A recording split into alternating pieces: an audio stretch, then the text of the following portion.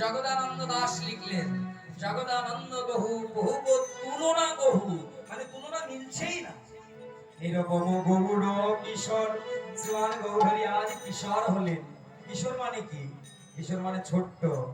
আজকে কিশোর হলেন, ছোট্ট হলেন। আচ্ছা, গৌরহরি ছোট হলেন, কার কাছে ছোট হলেন? ভগবান ছোট হলেন ভক্তগণের মাঝে এসে। ভক্তের মাঝে ভগবান ছোট। এবার বৈষ্ণব কবির মনে প্রশ্ন জাগলো, আচ্ছা, যে ভগবানের কাছে আমরা জনম জনম ছোট, যে ভগবানের কাছে আমরা যুগ যুগ ধরে মাথা নত করি, সেই ভগবান আজকে ভক্তের কাছে ছোট হলো, কারণটা? এবার একটু ভক্ত সম্পর্কে আলোচনা করা যাক। যে ভক্তের কাছে ভগবান ছোট হয়, ওমা, তাহলে বুঝতে হবে যে ভক্তটা কে। আর ভগবানের চরণ পেতে গেলে আগে তো ভক্ত হতে হবে।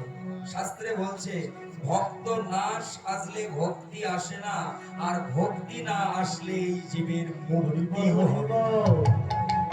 এই জীবের মুক্তির পথ একমাত্র ভক্তি। ভক্তিতেই হবে জীবের মুক্তি। কিন্তু ভক্তিতে যদি জীবের মুক্তি হয়, তাহলে আমাদেরকে ভক্তিটা তো আগে উৎপন্ন করতে হবে। কি বাবা, যদি হৃদয়ে ভক্তি না থাকে, যদি হৃদয়ে ভক্তি না থাকে, তাহলে কি করে আমরা মুক্তির পথ পাবো? বলছে ভক্তিতে মুক্তি। তা ভক্তিতে যদি মুক্তি হয়, আগে তো হৃদয়ে ভক্তি জন্মাতে হবে। কিন্তু কি করে ভক্তি জন্মানো যায়? বলে ভক্ত হলেই তবেই ভক্তি আসবে। যদি আমাকে ভক্ত হওয়া যায়, তবে হৃদয়ে ভক্তি আসবে। আর যদি ভক্তি আসে, তবে মুক্তির পথ আমরা খুঁজে পাবো। এখন প্রশ্ন হলো, তবে ভক্তটা কি করে হওয়া যায়? ও মা, ভক্ত কি করে হওয়া যায়?